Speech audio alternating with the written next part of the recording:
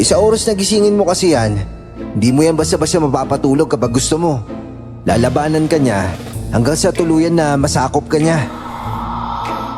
Amo, pasensya ka na. Pero sa palagay ko kasi, tinamaan ng sakit yung kapatid mo. Sakit? Anong sakit? Matagal-tagal na rin ang huling beses kong gamitin itong kakayahan ko. Bago man lang ako lumisan sa mundong ito ikaw ang gusto kong huling laruan ko.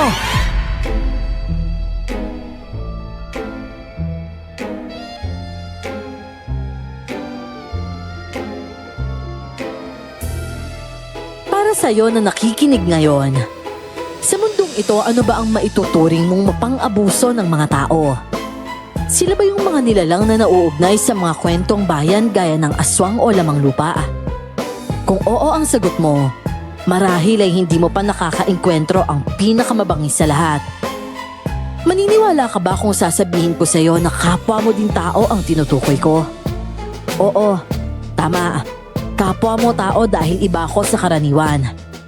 Sa ibabahagi kong kwento, malalaman nyo kung ano ang katangian ng mga taong kakain sa inyo ng buhay at aabuso sa inyong kahinaan.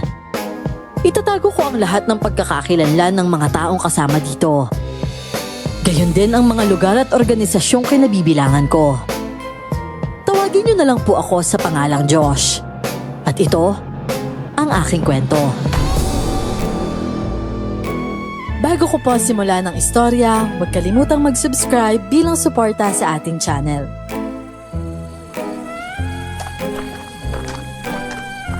Oh, tabi kayo dyan! Dadaan na si Josh! Huy, ano ka ba? Tumigil ka nga. Para kang baliwan luwag-luwag ng daan Aba, dapat ka lang bigyan ng maluwag na daan, no? Yan, ganyan nga! Matuto kayong rumespeto! Oo naman talaga nasa na ba yung alay? Maya-maya lang ilalabas na. Oh, eto na ang punyal ng hustisya. Salamat po, Apo. Ano ko ba yung nagawang mabuti ng taong yon? Tirador ng mga babaeng walang asawa yan. Pakikitaan na mabuti sa umpisa, tapos bandang huli, gagawin yung punching bag. Tapos nitong huli, kinuhaan daw na insurance. Pagkatapos, balak patayin at palabasin na disgrasya. Mabuti na lang nakaligtas yung babae. At naligtas ng dating asawa. Ganun ba? O sige. Kuya, kung ikaw po ba, ano po ba yung hatol mo sa ganyan? Siguro hindi mo naman bubuhayin pa yan, no? Di ba? Ano sa palagay mo, Utol? Kung ikaw yung tatanungin ko, dapat pa ba natin buhayin yan? Ay, hindi, no? Hindi siya karapat-dapat na mabuhay at makisama sa mga tao dahil hayop nga siya, kuya Kapag binuhay mo yung katulad niya, naku, siguradong marami pang kababaihan na mapapahamak.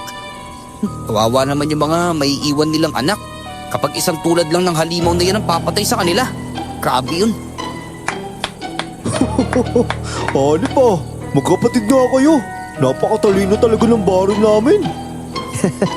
O ano, Baron? Gusto mo ba ikaw na humatol sa taong yon?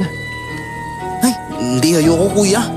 Parang hindi pa siyang may pinakamagandang nagawa O sige, ikaw bahala. Ilalabas na ang alay. Magsipaghanda na kayo. Kanya-kanyang nagtanggal ng hood at balabal sa kanilang katawan ang mga kasamahan namin. Ang mga babae ay nag-alis lang ng pang-itaas na damit at iniwan ang panloob nila.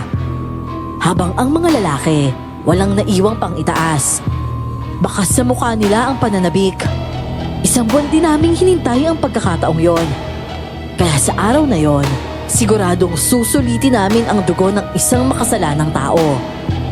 Hindi ko na ididitali pa. Wala nang tanong-tanong. Hinatulan ko ang lalaki at pagkatapos ay iniangat ang nakabaligtad niyang katawan sa gitna ng bulwagan. Muling umulan ng mainit-init at masaganang pulang likido. Nagdiwang ang lahat na sumasalunon. Ninamnam ang biyaya ng isa sa taong nabubuhay sa pag-iisip ng isang demonyo.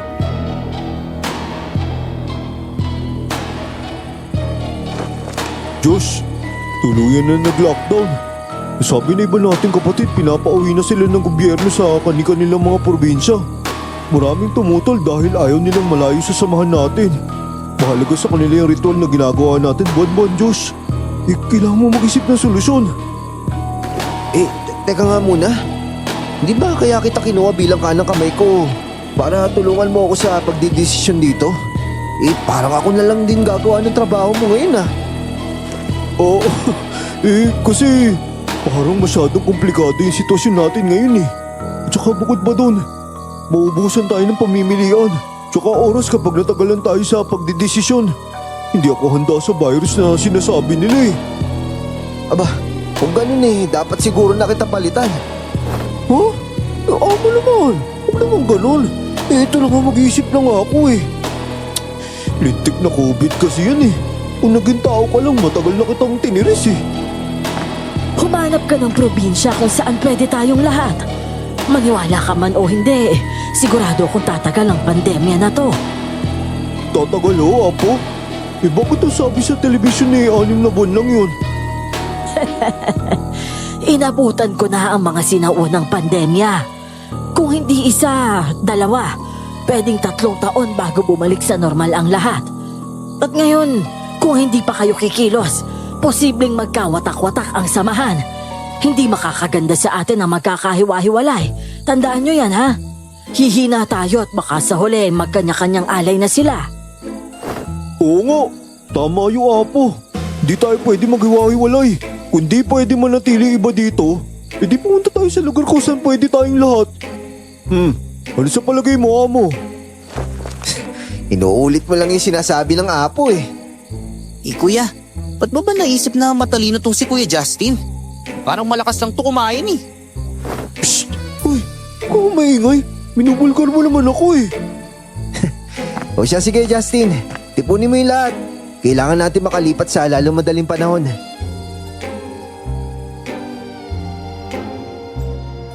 Habang nasa sarili kong silid ay tinatansya ko na ang ataking gagawin sa bagong pagsubok sa aming samahan. Kung susumahin kasi, kulang-kulang 40 kaming lahat. Hindi ko naman po problemahin ang mga kasama ko kung usapang pinansyal din lang. May mga pera sila bagamat hindi kasi sila namimili ng ari-arian sa kahit saang lugar. Kaya nga marami sa kanila ang pinapauwi na lang sa mga probinsya nila. Lahat kasi ng negosyo pinasara. Habang ang ilang nagtatrabaho sa kumpanya ay nahinto din. Ang inaalala ko ng panahong yon ay ang lugar kung saan kami po pwedeng lahat. Yung ligtas at magagawa namin ng pribado ang aming ritual tuwing kabilugan ng buwan. Nang walang nakikialam o mga matang mahilig sumubaybay. Amo, may nakita akong lugar na pwede sa atin. Ito tignan mo. Liblig na sityo ito. At base din kay Andres, dito na nirahan yung lolo't lola niya nung nabubuhay pa. Ilang beses na siya nagpakasal dito nung bata pa siya. Pwede daw nila ipagamit sa atin yung lupain nila at lumang bahay. Tsaka tamang-tama ito, dahil yung ancestral house pala nila, may malaking basement. Talaga? Mabuti kung ganun. O sige, dyan na tayo. Pakasabihan niyo lahat na bukas, aalis na tayo. Kailangan mahandaan na nilang lahat yung dadalahin nila ngayong gabi. Itatawagan ko lang yung truck na inarkel ako. O sige, ako nang bahala.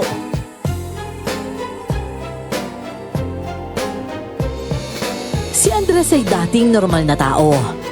Aksidente ko siyang nakilala nang makita ko kung paano niyang muntik na patayin ng lalaking lasinggero at adik na pumatay sa mga alaga niyang aso. Mabait at malambot naman ang puso ni Andres sa mga hayop. Ang totoo nga niyan ay isa siyang veterinaryo at sa tuwina ay nagdo-donate ng pera sa mga shelter ng mga hayop. At para sa kanya, kung marami sa mga tao ang hindi nakakakuha ng sapat na hustisya, mas malupit ang mundo sa mga hayop. Na bukod sa wala nang laban, wala pang boses. Simula noon ay namangha na ako sa prinsipyo niya. Pinilit niyang sumapi sa kapatiran nang malaman niya ang layunin namin. Dumaan siya sa napakahirap na pagsubok pero nalagpasan niya yung lahat. At ngayon nga ay ginantimpalaan pa din siya ng mahabang buhay at natatanging lakas.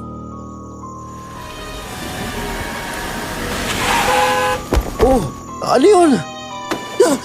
Kuya Justin! Muntik na may masagasang bata! Oo. Teka, saan ka pupunta, Baron? Oh, Justin, ano ba nangyari? Hindi ko naman sinasadya eh. Bigla lang siya lumitaw eh. Nasagasaan mo ba? Hindi naman. Wala naman ako naramdaman eh. Teka, bababain ko. O sige, sasama ako. Apo, dito lang ho kayo ha. Oo, walang problema. Tingnan na ninyo yun at baka kung napaano.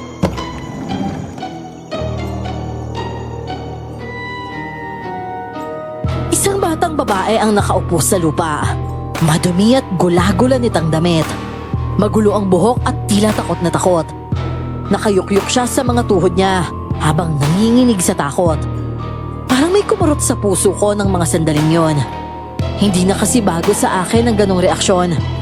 Hindi ko pa man siya nakakausap. Parang may ideya na ako kung bakit siya ganon. Sa unang tingin ay aakalain mong pulubi lang siya na naliligaw. Pero nang makita ko ang bracelet niya, saka ko naintindihan na may pamilya siya at hindi lang basta naliligaw. May disenyo kasi yon ng parang maliit na picture frame. Naroon ang picture ng bata habang bakay-bakay siya ng isang magandang babae.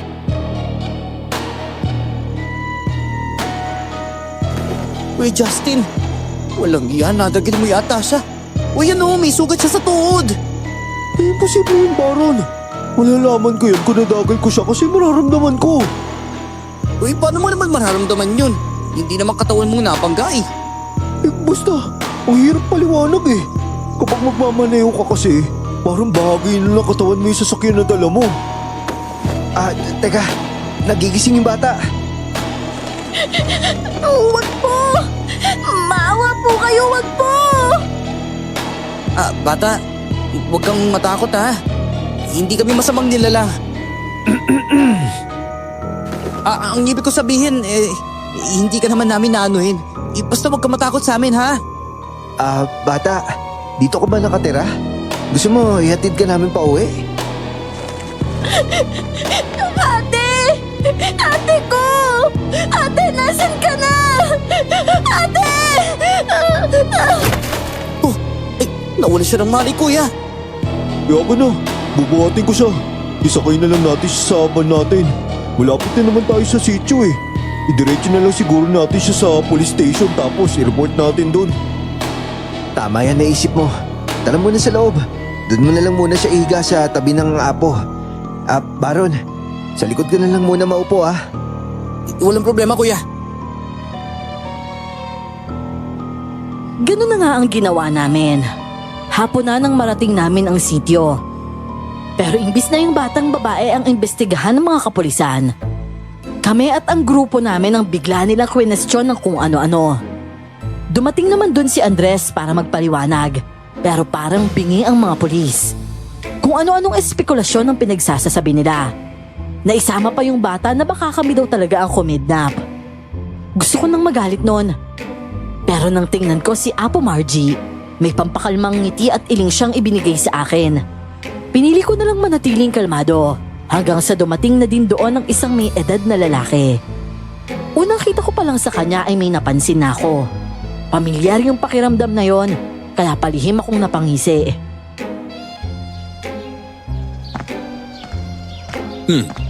Hindi ko kilala tong Andres ha. Pero yung lolo't lola niya, malalapit ko yung kaibigan noon. Teka, di yung ibig mo sabihin, dito kayo maninirahan lahat? Teka nga muna, isang pamilya ba kayo? Ba't parang ang dami niyo ah? Tama po kayo, Kapitan. Pamilya ang turingan namin. Ito.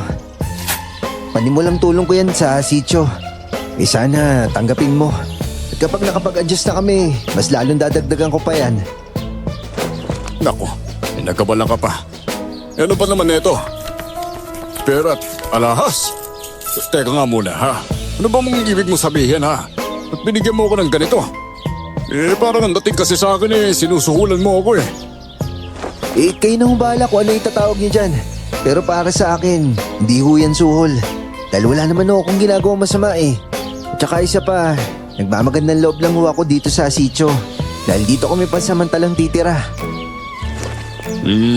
Ganun ba? O siya, sige. Tatanggapin ko na ito ha. Makakatulong ito sa mga kasityo ninyo. May maraming salamat ha. O paano?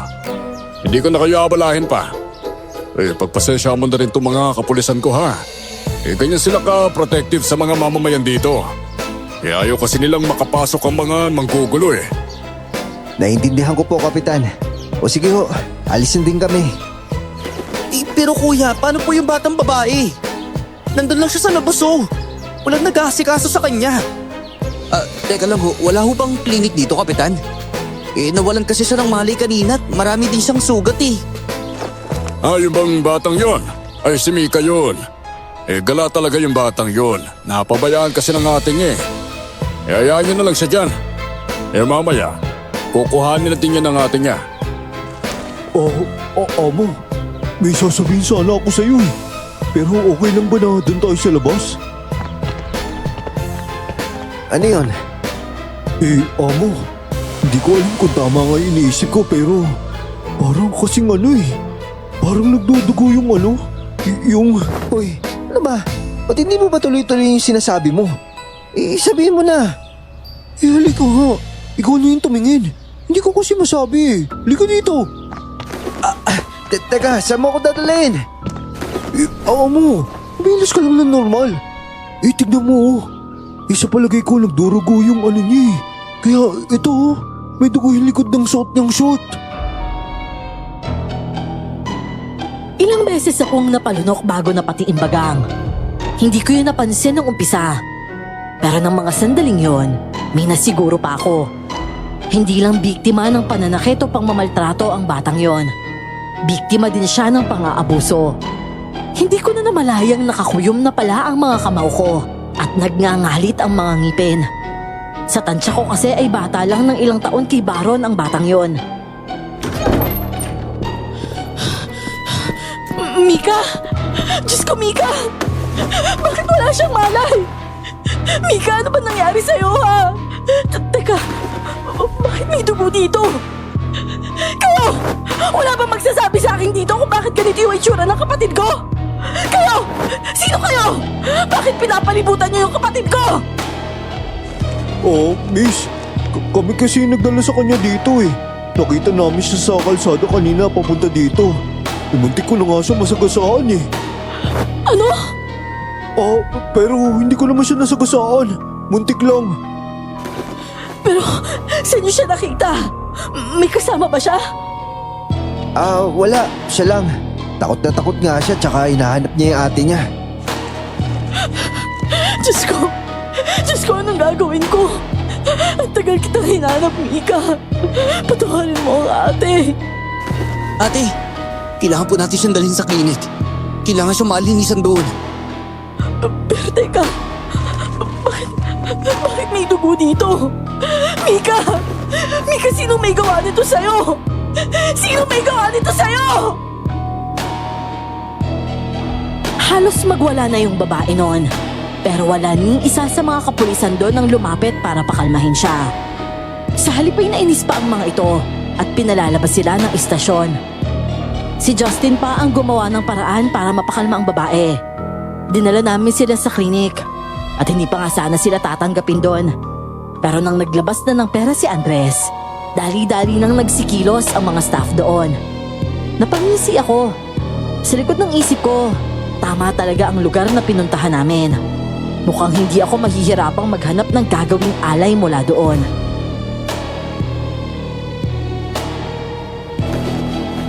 Walang iya talaga mga tao dito, kuya. Parang wala sila mga puso Mga gutom talaga sila sa pera. Di ba dapat matuwa ka, Baron? Kasi para sa atin, magandang gawain yan ng mga tao. Masarap gawing alay yung mga taong ganit sa salapi. Iba yung lasa ng mga dugo nila. Buisit, kung pwede ko lang sakmalin yung leg nila Baka kanina ko pa yung ginawa. Hindi ba nila nakikitang namumutla na yung bata? Tsaka hindi talaga nila asikasuhin hanggat walang binibigay na pera? Kalma ka lang, Justin. Baka pagod ka lang kaya ka ganyan.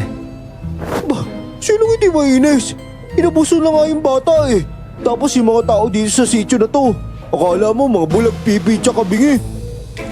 Sa palagay ko nga babata ako ng higit sa 10 taon sa lugar na to. Kahit hindi lang isang beses sa isang buwan tayo mag-aalay. Anong ibig niyo sabihin, Apo? mas marami tayong makukuhang pang-alay sa sityo. Hoy, yung bibig mo, Baron. Baka may makarinig sa'yo dito. Malalaman pa natin yan sa mga susunod na araw. Amo, saan kayo pupunta? Isisilipin ko lang yung magkapatid. Paglabas ko, uwi na tayo.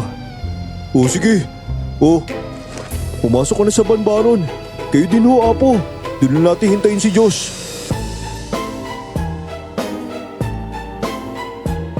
Sa loob ay inabutan ko ang babae na halos nakaluhod na sa tapat ng kapatid niyang nooy wala pa ding malay. Umiiyak pa din siya habang nakatitig sa bata. Malinis na ang batang babae. Nagamot na din ang sugat niya pero napansin kong sinuotan lang siya ng diaper. Marahil para yon sa pagdurugo ng maselang bahagi ng katawan nito. Ayoko mang makaramdam ng simpatya pero ewan ko ba, hindi ko yun magawang makontrol. Lalo na at inosente ang biktima. Aalis na sana ako nang magsimulang magsalita ang babae.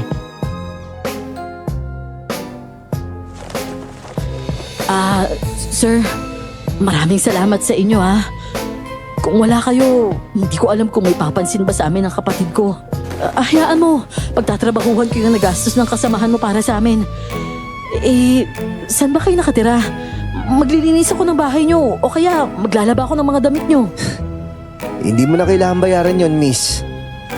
Nina, ako nga pala si Nina. Siya naman yung kapatid ko, si Mika. Nina, ulitin ko Hindi mo na kailangan yung bayaran. Maraming salamat ulit ha. Pero pwede ko bang malaman yung pangalan mo? Josh yung pangalan ko. Maraming salamat ulit, Josh. Mukhang bago lang kayo dito Kung may kailangan kayong malaman o kung kailangan mo din ng tulong, sabihan mo lang ako Nagtatrabaho ko sa bahay ng Kapitan Raul. Pwede mo akong hanapin doon kung kinakailangan.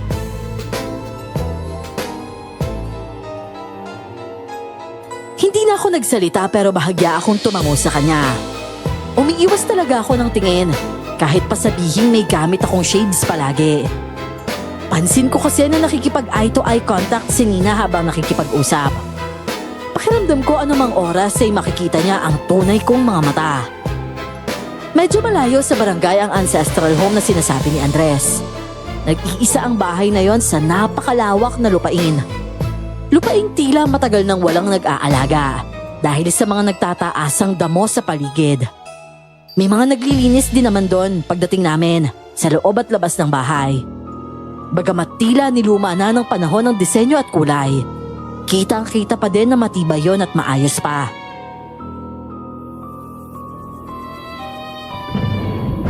Wow! Grabe, ang laki naman ng bahay na yan, kuya. Teka, dito ba tayo titira? Oo, Baron. Yan muna yung magiging tahanan natin. Ano, nagustuhan mo ba? Oo, kuya. Siyempre. Kahit mukhang luma at marami nang nakatirang multo dito. Ang importante may bahay pa rin tayo. Hindi tayo mababasa kapag umuulan. At saka, hindi rin maiinitan kapag mataas na yung sikat ng araw. Naku naman ang batang ito talaga, oo. Akala mo matanda na kung magsalita ganyan nga, Baron.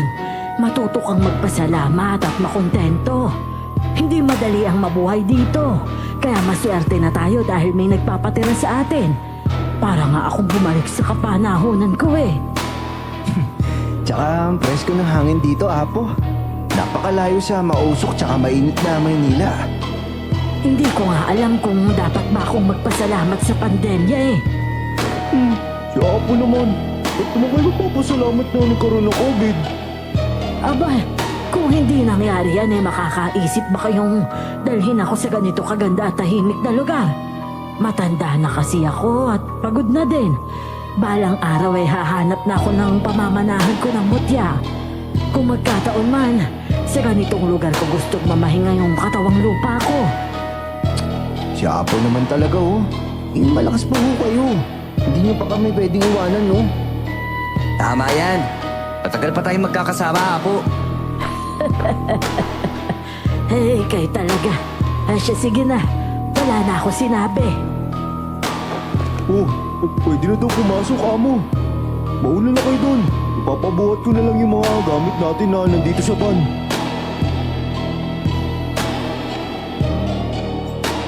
Naunang pumasok si Apo.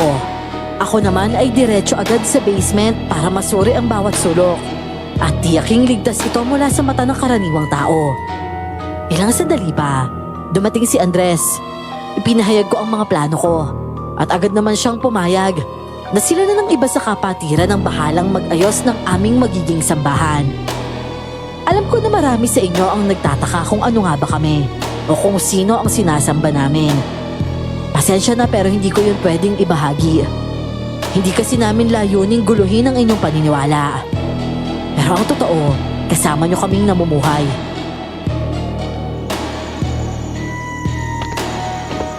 Oh, nasan si Baron? Oh, hindi ko na rin nagisingan eh. Di ko alam eh.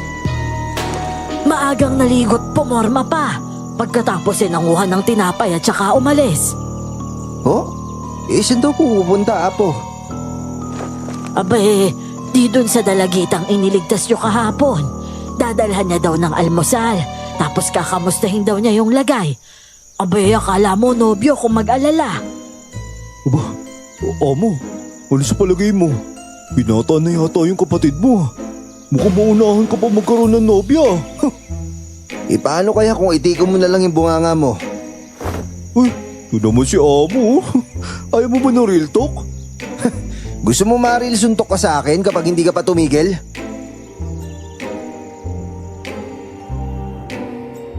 Tatawa-tawa pa din siya habang papalayo sa akin. Naiinis naman akong lumabas sa bahay, bitbit ang kape ko. Hindi ko inasahan na gagawin ni Baron ang bagay na yon. Kahit papano ay nag-alala ko. Parahas akong napapuntong hininga. Hindi bale, kapag umuwi na si Baron ay siguradong kakausapin ko siya. Kasalukuyan naman akong nakaupo sa lumang tumba-tumba na naroon nang makilala ko ang bulto ng babaeng nagtatabas ng damo. Marami naman silang naglilinis sa parting yun ng bakuran. Pero namumukod tangi siyang babae na naroon, kaya kumunot ang noo ko.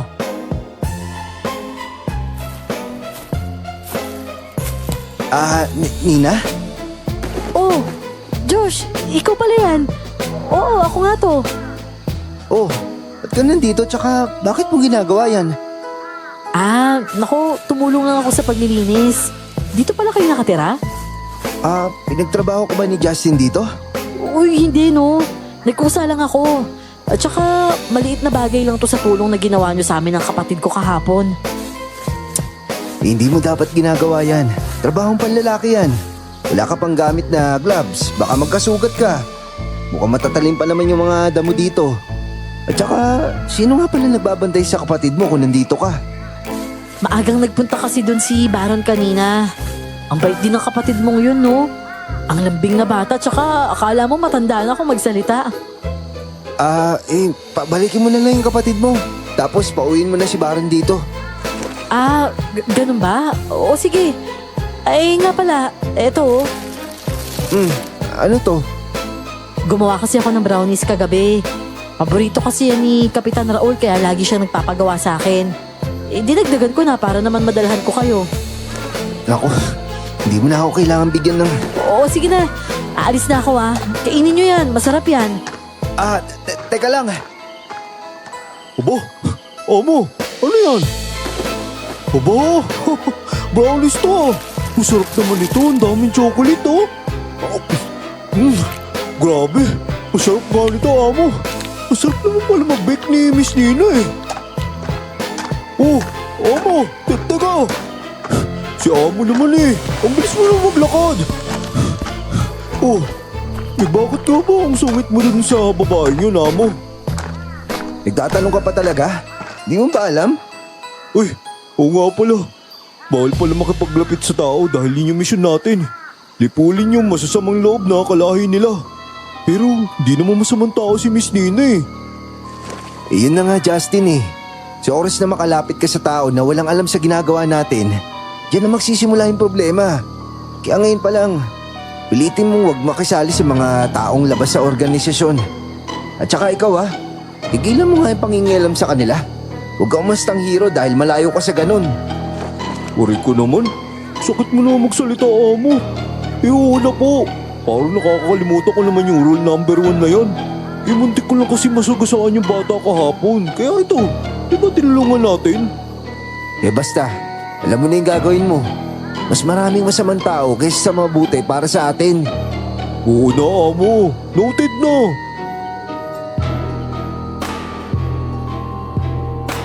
Lalaki ako pero hindi ko mapigilang mapairap. Pakiramdam ko kasi ay hindi ako siniseryoso ni Justin.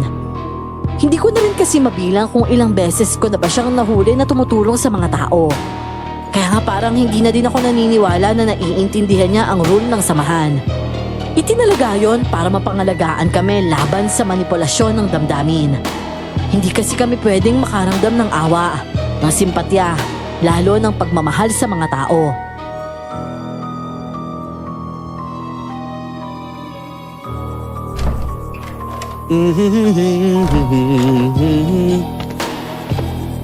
Oh, ba't kayong ka lang, Baron? Hello kuya. Galing kasi ako sa clinic. Kinamusta ko lang si Mika. Teka kuya, bakit parang namumula yung mga mata mo? Teka, galit ka ba kuya? Talagang tinatanong mo pa sa akin yan? Nakalimutan mo na ba yung batas? Kuya, kinamusta ko lang naman kasi kasi naisip ko kasi na baka wala siyang pagkain o kaya. Kailan mo ba naging problema yung sikmura na ibang tao? Kuya, pasensya ka na ha. Hindi ko na po ulitin. Baron, iniingatan lang kita eh. Ikaw kasi yung papalit sa akin balang araw. Hindi ka pwedeng basta-basta nagpapadala sa damdamin mo. Naiintindihan ko kuya. Pasensya na po. O siya, sige. Ayoko na maulit yun, Baron ha.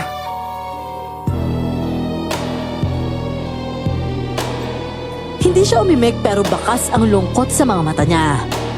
Napatiimbagang ako dahil alam ko na kailangan ko siyang agapan bago tuluyang kainin ng sistema. Pinilit kong magpakita ng tigas at sinabing kumain na. Mula noon, hindi na lumalabas ng bahay si Baron. Lagi na lang siyang nasa sala at nagbabasa. Kinagabihan naman, lumabas ako para maghanap ng bagong maiaalay. Sa daan pa lang, nasalubong ko ang 5 binatilyong nagtatawanan habang buhat ang isang babaeng lasing na halos hindi na makatayo. Dinala rin ito sa masukal na bahagi ng kalsada at isa-isang naghubad. Nanatili lang ako roon, nakabraso sa dibdib at tahimik na nakamasid. Hoy! Mga animal talaga kayo! Hindi ba kayo aalis dyan, ha? Talagang pipilain ko kayo, mga bastos kayo! Alis!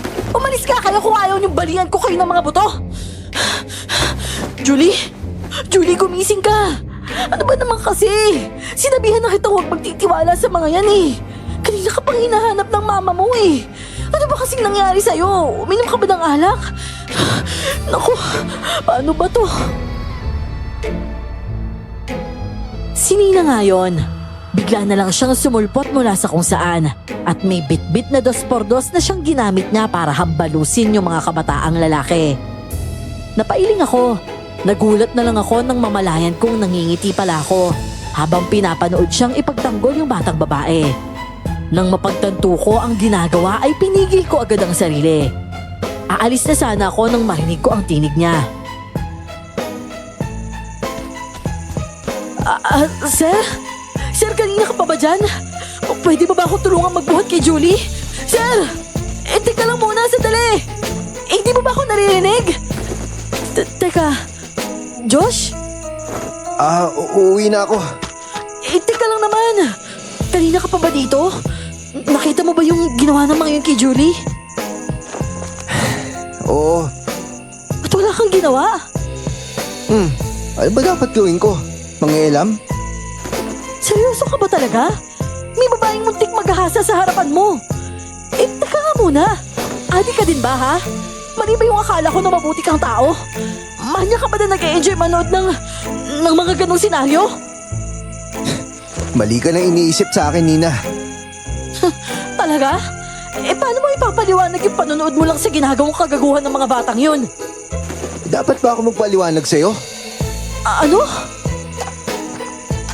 Talagang aalis ka? Bagay sa iyang shades mo kahit gabi dahil mukha kang bulag. Mas bulag ka pa sa totoong hindi nakakakita.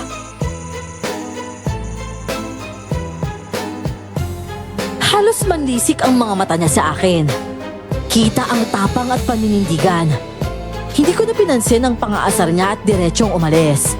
Pero nasalubong ko ulit ang mga kabataan. Pabalik sila kina Nina. Kasama na ang ilang mas matatandang lalaki na halatang may masamang balak. May hawak silang batuta at ang isa ay humahampas ng latigo sa ere. Pinag-uusapan nila si Nina at ang balak sa dalawang babae. Wala na sana akong pakialam. Humakbang na ako palayo. Pero nang marinig ko ang tili ni Nina at ang malakas nilang tawanan, napahinto ako. Sinubukan kong maglakad pero parang bumigat ang mga paa ko. Napakuyom ako ng kamao at napailing. Si Justin yun ah. Hindi ako pwede magkamali. Si Justin nga yun. Lintik na yan. Ano namang ginagawa mo?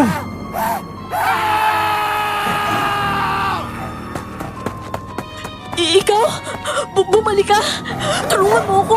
Makakainin din ako ng halimaw. Kakainin? Mukhang ang pinagtatanggol ka niya sa mga lalaking yun eh. Ano? Pero... Oh, nakita mo na yung dinudulot sa ng pangingialam mo sa iba. Pati ikaw mapapahamak doon. Bakit hindi na lang yung kapatid mo yung isipin mo? Hindi mo kasi naiintindihan eh. Hindi ko sila pwedeng pabayaan. Kapag hindi ko inisa-isa yung mga adik na yan, hindi lang kapatid ko yung magdurusa sa araw-araw na trauma. Kahit ikamatay mo pa? Hindi ko alam. Basta kailangan kong iligtas yung mga kababaihan sa lugar na to. Kahit sa ganitong paraan lang. O siya, sige. Bahala ka nga dyan. Josh, tulungan mo na ako kay Julie. Iuwi natin siya sa bahay ko. Pakiusap naman. Nakakatakot yung malaking aso kasi nalalaba eh. Kailan pa nagkaroon ng ganyang kalaking aso dito? Hindi ko alam. Kayo nakatira dito, di ba? Pero ako yung tinatanong mo. Ngayon ko lang nakita yan eh. Tulungan mo na kasi ako. Hindi ko kasi kayang buhatin si Julie. Ay, o siya, sige na nga. Pero ito na yung huling beses na tutulungan kita ah. Hindi na siya kumibo pero nakita kong napangiti siya. Hindi ko maintindihan kung bakit parang gumaan ang pakiramdam ko nang makita siyang ngumiti. Pati mata niya kasi noon, nagniningning din. Na para bang napakalaking bagay na nang nagawa kong yon para sa kanya. Bago ko tuluyang lisanin ang lugar, nilingon ko pa si Justin na nooy walang patid sa paglapas sa mga kalalakihang pilit siyang nilalabanan. Nagkatitigan kami. Hindi ako maaaring magkamali. Nakita ko siyang ngumisi sa akin, saka muling nagpatuloy sa ginagawa niya. Maging ako napangisi. Siguradong masasabon ko siya sa bahay kapag nagkita kami.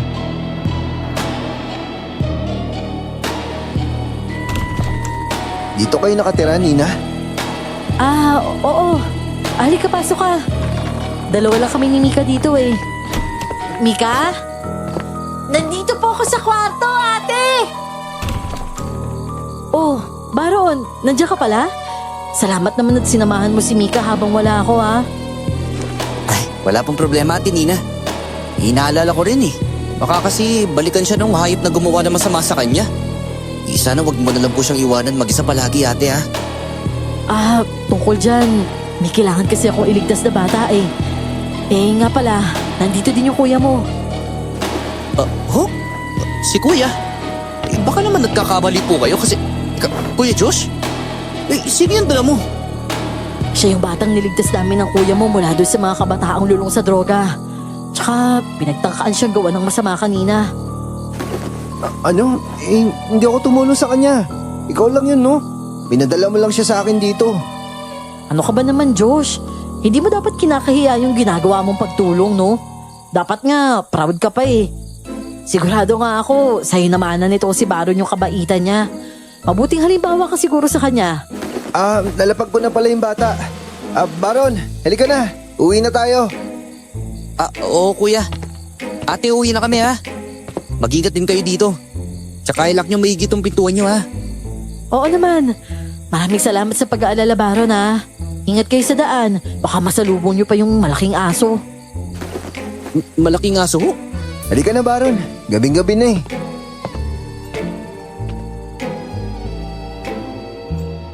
Sa daan ay wala kaming imika ni Baron. Hindi ko siya magawang pagalitan dahil nakita niya din naman akong tumulong kay Nina. Matalino pa naman ang batang yon. Hindi takot magsalita dahil isa yon sa tinuro ko sa kanya.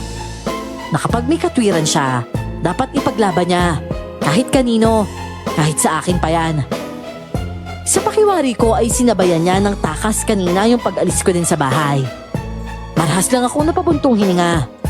Nang tingnan ko siya, nakayuko lang siya sa kalsada. Pansin kong parang may pinipigilan siyang emosyon at yun ay ang matawa. O curious siya at may gustong itanong pero hindi niya magawang isatinig.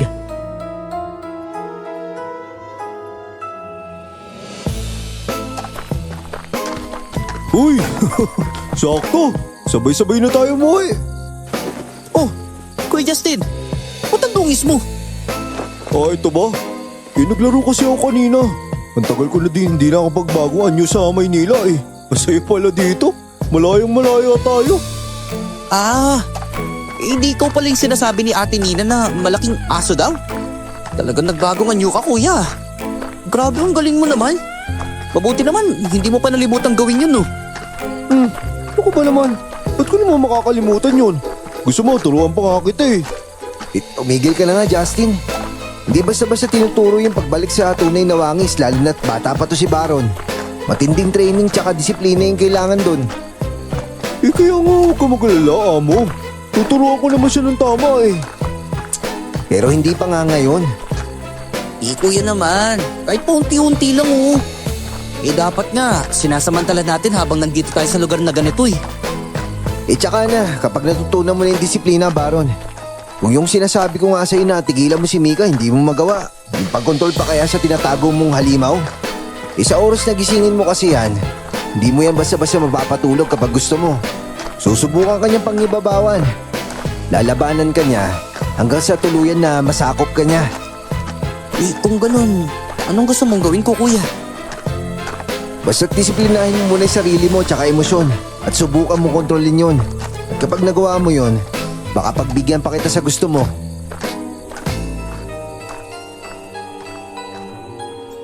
Nadatna namin si Apo sa bahay sa tumba-tumba sa veranda ng ikalawang palapag na tila naghihintay. Hinalikan ko siya sa pisngi at niyayang pumasok pero mas gusto raw niyang manatili roon para pagmasdan ang gabi. Ang totoo, hindi normal ang paningin namin. Katulad ng hayop, malinaw ang tingin namin sa dilim. Parang may natural na night vision. Pero ang mga mata ko, hindi na nagbabago. Tila mata yun ng ahas. Ang kanila, normal pa rin ang parang sa tao.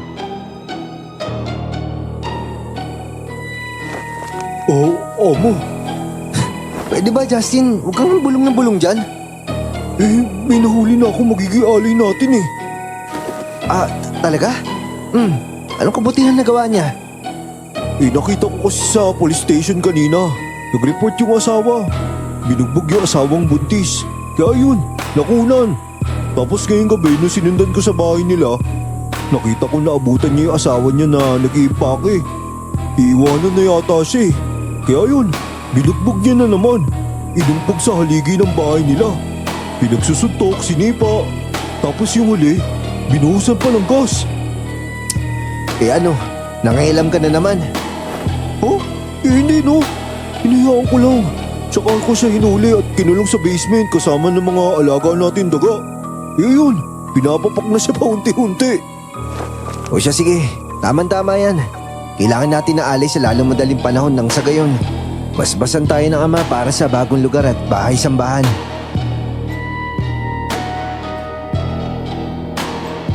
Madaling araw nang bisitahin ko ang magiging alay kinabukasan.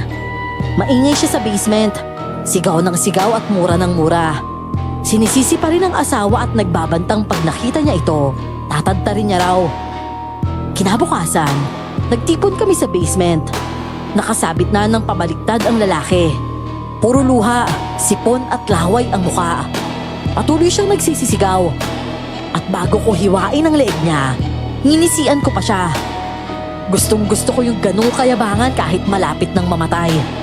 At pagkatapos ng dasal at pagtawag sa ama, sabay-sabay kaming tumingala at nilasap ang manamis-namis na dugo ng isang makasalanang padre di pamilya.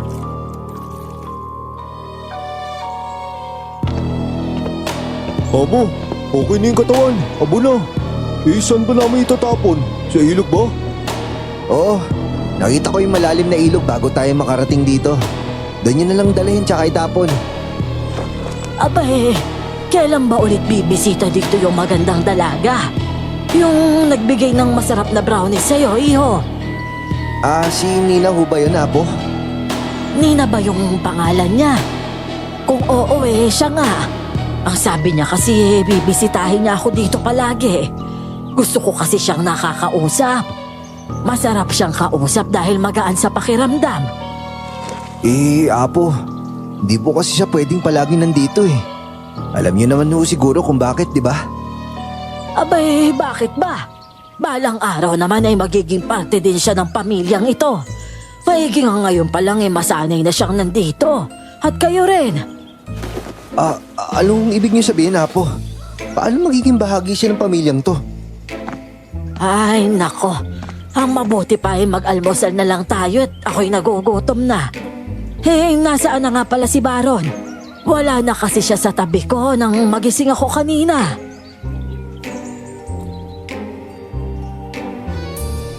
Nangunot ang noo ko sa narinig. 6:00 lang ako nagising pero mas maaga pa palang bumangon si Baron. Napailing ako. Pakiramdam ko walang epekto ang mga sinasabi ko sa kanya. Mas nangingibabaw pa rin kasi ang emosyon kaysa sa isip. Pagkatapos mag-almusal, nagpa siya na ako kumilos. Hindi ko galing sunduin si Baron pero alam kong kailangan na. May misyon kami sa mundong ito at hindi pwedeng masira dahil lang sa bugso ng damdamin niya. Tinungo ko ang bahay nila Nina para sunduin siya at hindi ko inakalang komosyon ang aabutan ko roon.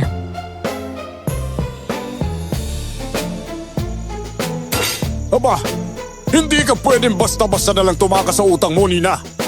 Bumalik ka sa bahay at gawin mo ang mga dapat mong gawin. Dahil kung hindi, magpasensyahan na lang tayo.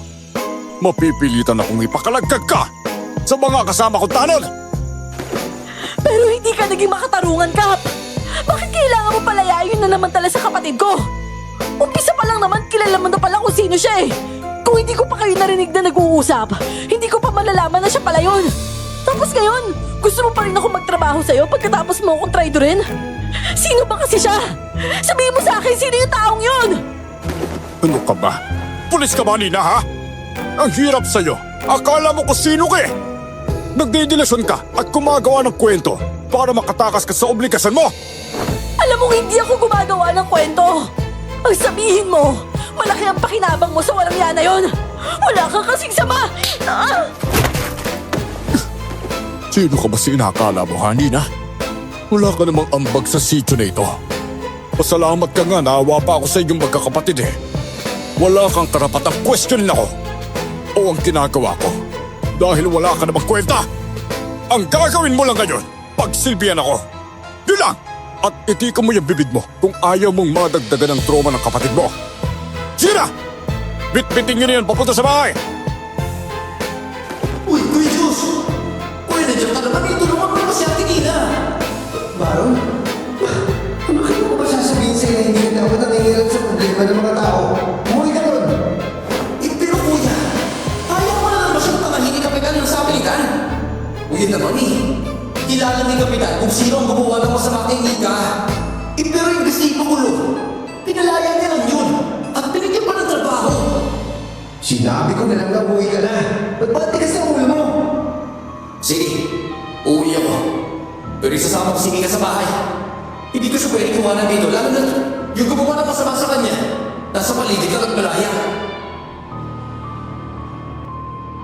Hindi ko napigilan si Baron sa gusto niyang gawin. Nakita ko sa mga mata niya ang paninindigan. At sa unang pagkakataon, namula siya at lumaban ng titigan sa akin. Marahas na lang akong napabuntong hininga para hindi na humaba pa ang pagtatalo namin. Hindi na lang ako umimik at pinabayaan ko siya. Doon ko tuluyang napagtanto na malaki na nga talaga ang kapatid ko. Nang masiguro kong nakalayo na ang kapatid ko, umalis na rin ako sa tapat ng bahay nila Nina. Natagpuan ko na lang ang sarili ko sa opisina ni Kapitan Raul at nakikipag-usap dito.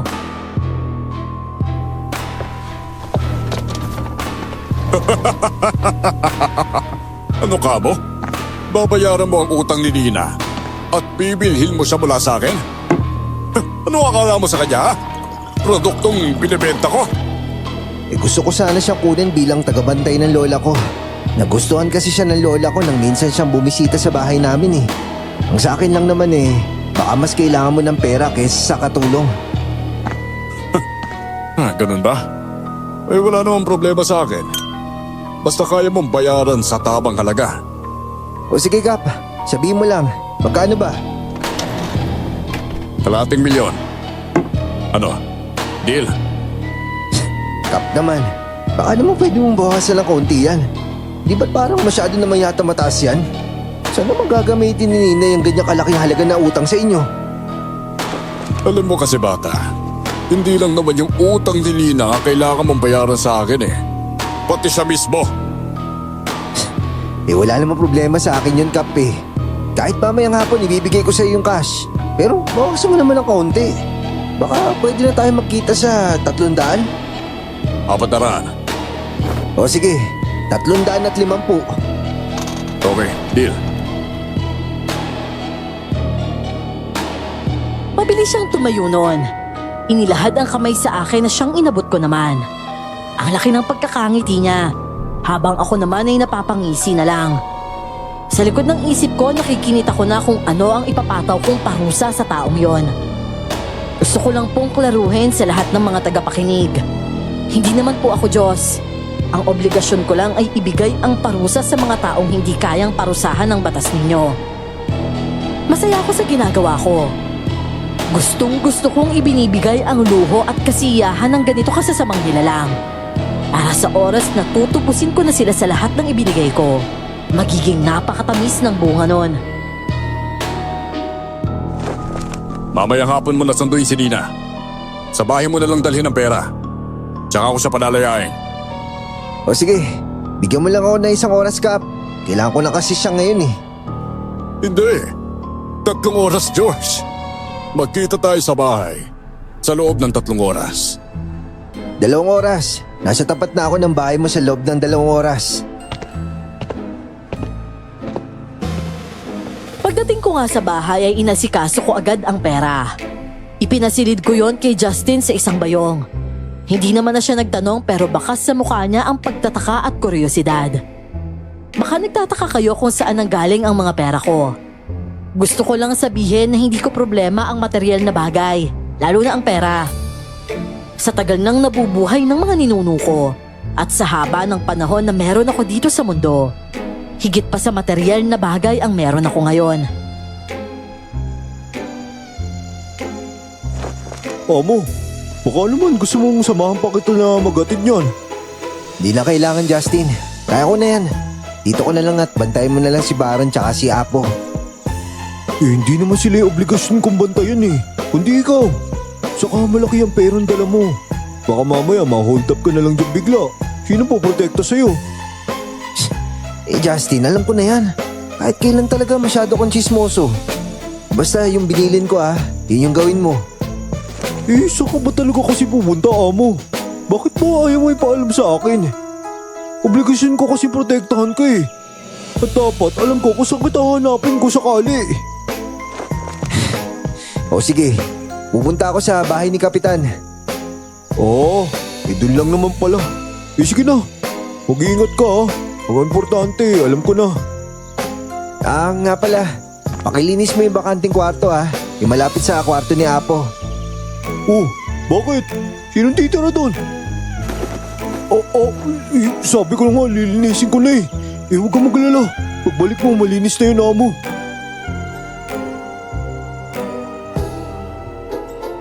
Naihiling na lang ako lumabas ng bahay bitbit ang bayong.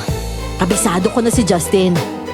Kahit palabiro siya ay maaasahan ko siya, lalo na sa mga bilin ko. Halos pareho rin kami ng pinagmulan. At kung sa tao, matali ko siyang kaibigan. Wala pang 2 oras ay nasa tapat na ako ng bahay ni Kapitan Raul. Bukas ang gate kaya dumiretso na ako. Nagtaka pa ako dahil walang bantay sa labas. Inaasahan ko kasing may sasalubong sa akin. Pagpasok ko sa loob, saka ko lang naunawaan.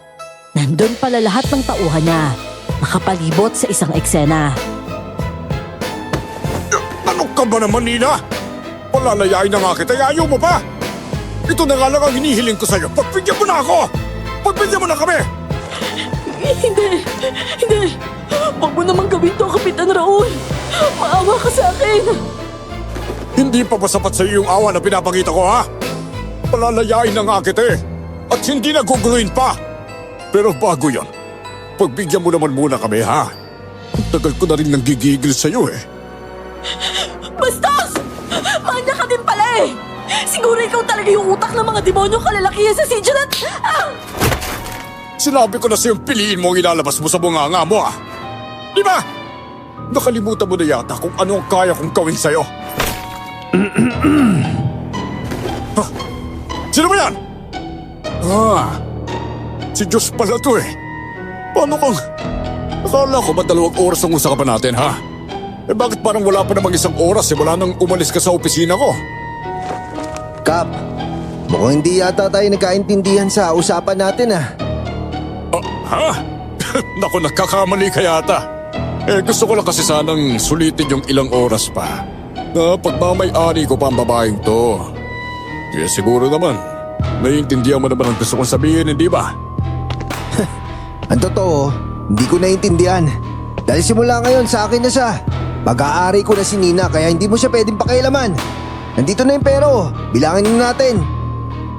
Ay, naku. Oo na, mabuti pa ka. Eh sinira mo na din naman yung moment ko eh. Ay, naku. Dala sa sala. Bago ko nagpunta sa sala ay siniguro ko muna na kasama ko na si Nina. May tali ang kamay at paa niya. Nanginginig din siya noon at halatang takot. Aaminin ko sa unang pagkakataon, nakaramdam ako ng kakaibang galit.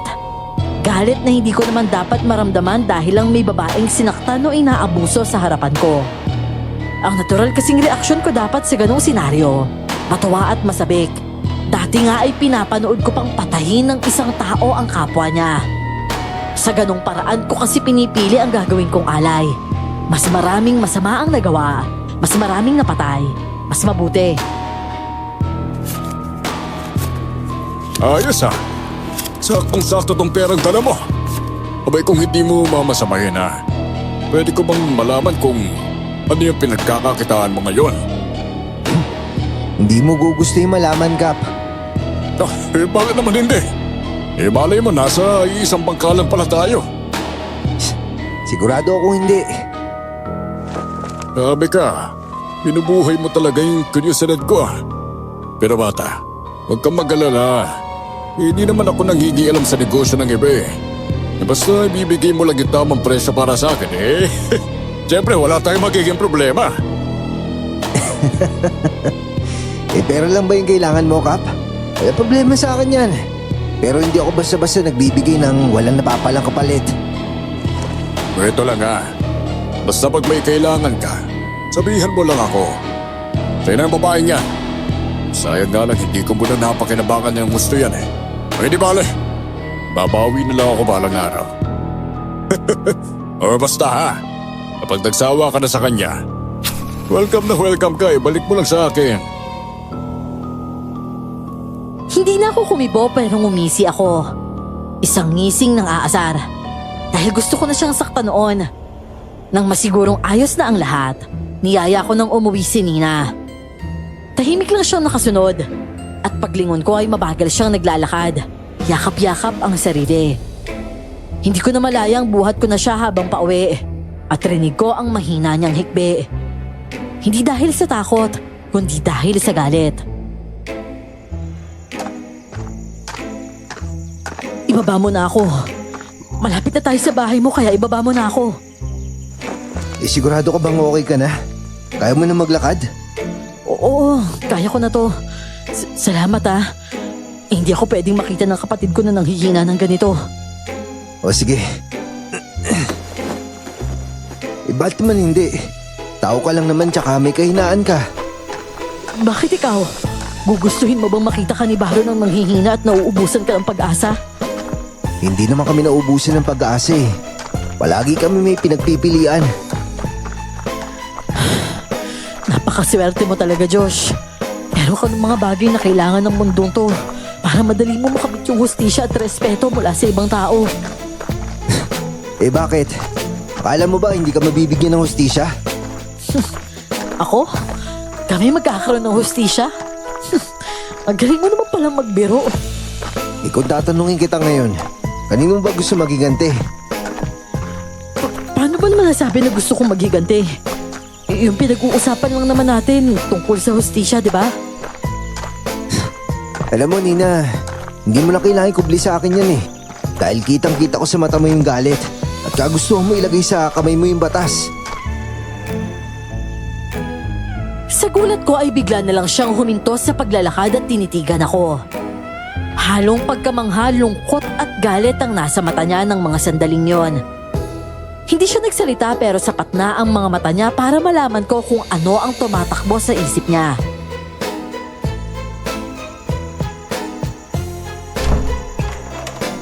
Amo, nandiyan ka na pala. Oh, Miss Tina. Teka, ayos ka lang ba? Ba't ganyan yung suot mo? Oo, ito. Isuot mo muna yung jacket ko. Justin, may mga damit ka ba dyan na kakasya sa akin? Hindi kasi ako pwedeng makita ni Mika sa ganitong kalagayan eh. Parang meron naman. Kasi may pinaglumaan damit si Apo dyan.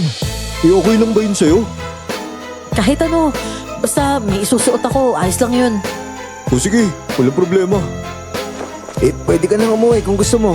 Hindi naman kita pipigilan. Amo, ano ka ba naman? Pauwiin mo siya ng ganyan yung itsura niya? Alam mo Justin, tama yung amo mo eh. Mas mabuti kung uuwi muna ako at doon mag-aayos ng sarili ko. Ano? Nalilito ako sa inyo.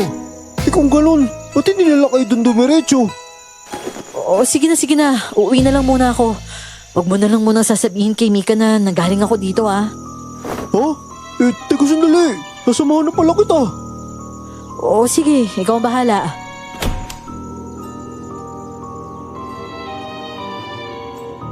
Para lang akong hangin sa paningin nilang dalawa. Gusto ko sumigaw sa Ines pero pinigilan ko ang sarili.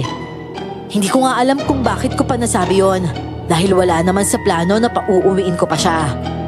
Siguro dala ng pride at takot sa damdaming nagsisimulang mabuo. Wala na akong nagawa nun, kundi panoorin silang sabay na naglalakad palayo. Mika, maawa ka naman sa sarili mo. Huwag mo saktan ang sarili mo. Ano ka ba? Akin na yung kutsilyo. Ano pala eh? Saan mo ba nakuha to ha? Hindi ko na kaya, Kuya Baron. Hirap na ako eh. Tuwing ipipikit ko yung mga mata ko parang bumabalik sa araw na yun. Paulit-ulit yun at walang katapusan. Hindi siya napapagod kahit sa panaginip ko sinusundan niya ako. Hindi ko na alam yung gagawin ko. Shh, kumalma ka na ha. Kalma lang. Nandito na ako. Wala na yung masamang tao na humahabol sa'yo. Hindi ka na niya sasaktan ngayon, okay? Pinapangako ko yan. Poprotektahan kita. Hindi na lang to simpleng pagtakas mula sa kanya, Kuya Baron. Sarili ko nang isip yung kalaban ko ngayon. At kung ganon, paano mo naman ako magagawang protektahan? Mapipigilan mo ba yung pagdating ng mga panaginip ko tuwing gabi? Hindi ko alam kung paano kita matutulungan sa bagay na yun, Mika eh. Pero isa lang ang masisiguro ko sa ngayon. Hinding-hindi ako aalis sa tabi mo. Kahit sa pagtulog mo, babantayin talaga kita. Parang piniga ang puso ko nang hindi sinasadyang makinig ang usapan nila. Tila hindi na si Maro ng kapatid kong naririnig ko mula sa labas. Napakulitan ko ako. Puno ng tanong ang isip ko. Ano nga bang meron sa sityo? At anong nangyayari sa amin ng kapatid ko? Tanghali nang bumalik si Nina. Maayos ang itsura niya at wala nang bakas ng pagdurusa. Nakangiti pa siyang pumasok sa kwarto ni Mika. Gusto ko pumangha, pero may bahagi sa akin ang nagtataka. Paano niya nagagawang magpanggap na ayos lang ang lahat? Sigurado ka ba sa impormasyon na hanap mo, Justin? Oo naman, Amo. Hindi ako pwede magkamali. Mismong witness yung nagsumbong sa akin eh. Ganun ba? O sige, anong plano mong gawin? Ano pa nga ba? Hindi isa-isayin natin yung lahat. Sigurado ako magiging napakasaya nun. Eh basta siguruhin mo yung pipiliin mo ha. Justin, hindi tayo pwede magkamali dito. Kahit isang tao lang, alam mo yan. Ako bahala dyan, amo. Magtiwala ka lang sa akin at lingon-lingon tayo magpipista dito. O sige, si Nina nga pala. Di nasa kwarto ni Apo. At saka pansin ko, parang nagkakaigahan yung dalawang yun. Kasi si Apo laging napapangiti tsaka parang masaya Pero Justin, tingin mo, dapat ba tayo mabahala? Nagpapasok tayo ng mga tao dito sa bahay na to. Pakiramdam ko kasi, hindi tama yung naging desisyon ko eh. Amo, alam mo, kahit magsisi ka pa, huli ka na eh. Nagkaigahan na si Mika tsaka si Baron. Ganyan din si Apo at tsaka si Nina. Kasi kapag ganyan ka pa gumawa ng hakbang, hindi na natin alam kung anong pwede mangyari. Anong sinasabi mo? Ano bang pwede mangyari? Ay naku, Amo. Mas lamang pa rin talaga yung pagiging prinsipe mo kumpara sa pagiging mortal. Sige na. Susuyorin ko muna tong pangalan na nakalista sa papel ko. Sino kaya yung swerteng mauna? Sa loob ng isang buwan ay 4 na beses kaming nag-alay. Pakiramdam ko noon, tamang lugar ang sityo para sa amin. Nagkalat ang masasamang loob. Karamihan ay biktima ng droga. Kalauna naman, nalaman kong galing mismo kay Kapitan Raul at sa mga pulis niya ang pinagkukunan. Pero tila nakahalata si Kapitan. Bigla silang nagsagawa ng bahay-bahay na inspeksyon na waring may hinahanap. Akala nila nawawala lang ang mga runner at abusadong pulis sa bayan. Ang hindi nila alam, abo na ang mga ito sa ilog. Unti-unti ay nagbago ang sityo. Maraming babae at dating biktima ang muling nakaramdam ng kaligtasan. Baron, ano ba? Maghunos dili ka nga. Tawan mo, kuya! Kailangan ko hanapin si Mika! Nahanap na lang Kuya Justin mo tsaka na iba nating kasama. Baron, huwag mo akong pilitin na gamitin ko sa yung lakas ko ha. Kuya! Paano kung hindi nila makita si Mika magdamag, ha? Paano kung yung kumuha pala sa kanya, yung dati naging nananalbahe sa kanya at gagawin siya ulit ng masama? Paano kung sa pagkakataong ito, mapatay niya na talaga si Mika? Shhh! Makakauwi na ligtas si Mika dito. Magtiwala ka sa akin. Saka hindi naman tayo sigurado kung talaga may kumuha sa kanya eh. Ukusa lang siya umalis, di ba? Imposible yan, kuya! Hindi alis si Mika dito dahil takot tayo mag-isa eh! Ang nasa isip ko noon, hindi na tama kung ano man ang nangyayari sa kapatid ko. Tila ba kinain na siya ng anumang damdamin niya para sa mortal na si Mika. Hindi naman nagtagal, napakalma ko din siya. Kusa na din siyang pumasok sa kwarto niya at natulog. Pero pagbalik ko mula sa paghahanap bandang 12:00 ng madaling araw, nang silipin ko siya sa kwarto niya ay wala na siya. Imbis na magpapahinga na ako ay napilitan na naman akong maghanap ulit. At sa pagkakataong yon ay sa kapatid ko na. Baron, teka! Ano? Hindi! Kuhanin mo siya, kuya! Kabuti mo si Mika at piligtas mo siya! Oo sige. Basta halika dito. Pumasok ka din baka kasi may makakita sa iyo eh. Baron, ano bang ginagawa mong bata ka? Paano mo nagawa magpalit ng anyo? Pero wala namang tugon gaano man karami ang tanong ko. Nawala ng malay si Baron pagkatapos kong makuha sa kanya si Mika. Katawan ng isang aso na kung maglakad ay gamit ang 2 paa at nakatayo. Ganon ang kabuuan ni Baron sa tunay niyang anyo. Mas maliit lang siya kumpara sa akin. Pero napagtanto ko na parehas lang halos ang pisikal na itsura namin. Ang malaking pagkakaiba lang namin, ang kulay ng mga mata. Magkaiba pala kasi ang kulay ng mga mata namin ni Baron. Siya lang ang nakita kong ganon sa lahat ng inabutan kong lahi naming mga gabunan. Amo, nandito na pala siya.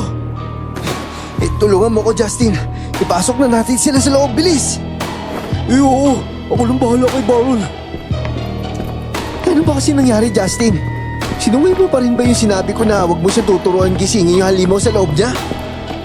Amo, hindi. Wala pa ako tinuturo sa kanya. Kanina kasi, siya yung nakahanap kay Mika eh. Natagpuan niya na sugatan at saka walang malay. Pero bago yun, may nakita siyang isang lalaki. Nagulat na lang kami na galit siya. Tapos ayun, bigla siya nagbago anyo at tinatake niya yung lalaki. Ano? Sino yung lalaking yon? Hindi ko nga namakaan eh. Nakatakas kasi siya nung subukan namin pigilan ni Baron. Amo, sa palagay ko, malakas kasi siyang uri na aswang eh. Yung kapatid mo. Nakita ko nga, Justin. Tsaka hindi tama to. Hindi niya dapat ginagamit sa pagligtas ng tao yung kapangyarihan niya. Amo, pasensya ka na.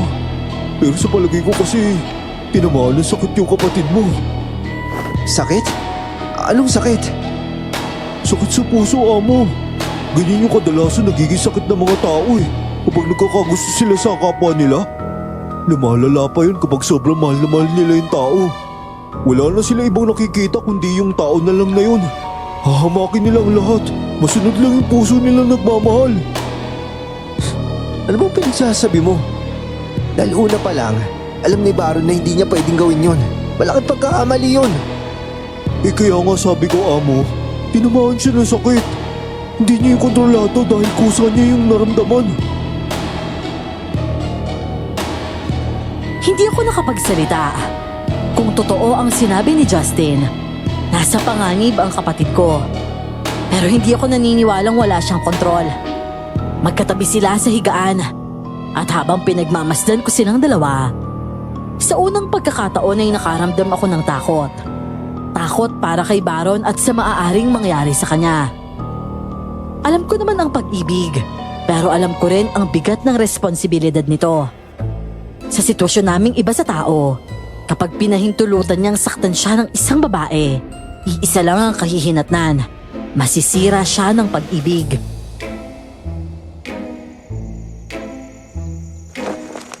Josh, iho, hindi lahat ng bagay ay magagawa mong kontrolin. Nakalimutan mo na ba yung kanyang edad ka? Iyon na nga po, Apo eh. Ayoko marinasan yung hirap na dinanas ko noon. Dahil lang sa isang pagkakamaling nagawa ko. At bakit naman? Dahil hindi ho yung tama eh. Malalaman mo bang hindi yun tama kung hindi ka nagkamali? Apo. Iho, huwag mong limitahan ang kapatid mo dahil nagsisimula pa lang siya. Pabayaan mo siyang matuto sa mga pagkakamali niya. Gabayan mo lang siya dahil yun lang ang magagawa mo sa ngayon. Mali ko ba na protektahan ko siya sa paparating na dilubyong sisira sa kanya balang araw? At paano mo naman na sigurong dilubyo ang paparating? Hindi ibig sabihin na nangyari sa'yo ay mangyayari din sa kapatid mo. Ang mahalaga ngayon, alam ng kuya ni Baron kung paano siya matutulungang lumabas sa ganang sitwasyon sa oras na magkamali siya. Hindi ba? Amo! Amo! Oh, ano tumahangos ka, Justin? Apo, nandiyan ho pala kayo. Si Kapitan Raul eh. Nasa baba siya. May dala siyang warrant of arrest. Ano? Bakit? May nagsumbong daw sa kanya na isang witness. May pinasok daw tayong isa sa mga pulis niya dito sa loob ng bahay. Maghahalugog sila sa ayaw at gusto natin. Walang problema. Umalma ka lang, akong harap sa kanya. O sige, bawat kwarto at bawat sulok ng pamamahay na ito, wala kayong dapat palampasin. Magandang araw, Kapitan. Anong kaguluhan to? Walang maganda sa araw ko, Josh. Nito ko lang napagtanto eh. Simula nang dumating kayo dito, sunod-sunod rin ang naging pagkawala ng mga tauhan to. Teka, anong pinupunto mo, Kapitan? May hinala na ako eh kung anong pinagkakakitaan mo. Kung bakit parang barya lang sa'yo yung perang binigay mo sa akin. Interesado ako sa hinala mong yan ah. Dahil mamamatay tao kayo! Teka ho muna, Kapitan. Baka pwede naman kayo pumreno sa paninalitaan ninyo. Wala naman kayong basihan eh. Lalo na't wala kayong ebidensya.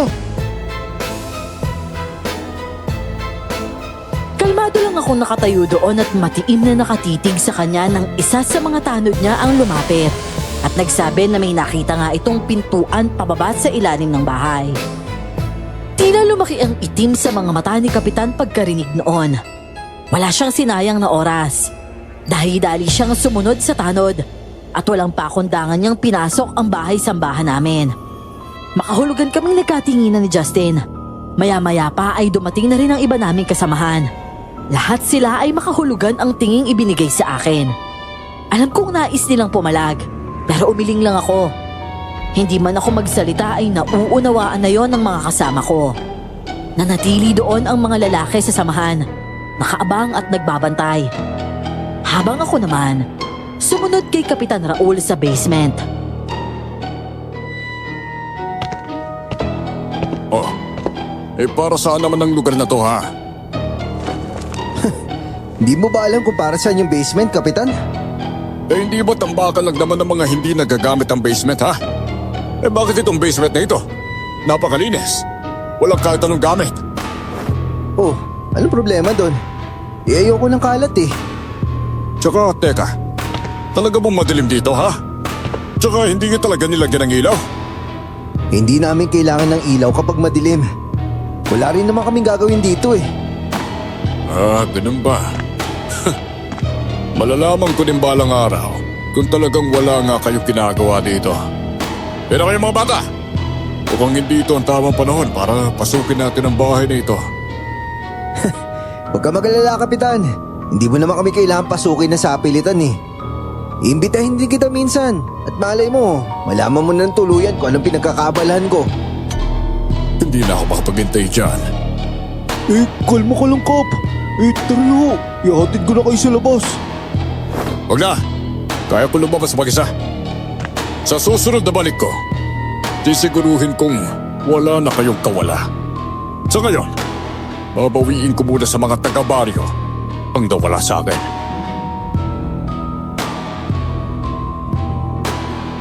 Unti-unting nawala ang malaking ngiti sa labi ko nang tuluyan kong maintindihan ang ibig niyang sabihin. Ngingisi-ngisi siyang lumabas ng bahay habang naiiling. Hindi naman ako dapat nag-aalala sa ganong bagay. Pero ewan ko ba, simula nung makilala ko si Nina, parang may bahagi ng puso ko ang lumambot para sa mga mahihina at inosente. Aaminin ko na in denial pa ako noon sa nararamdaman ko. Pilit ko yung kinokontrol dahil naniniwala ako na yon ang magpapahamak hindi lang sa akin, kung hindi maging sa buong samahan namin.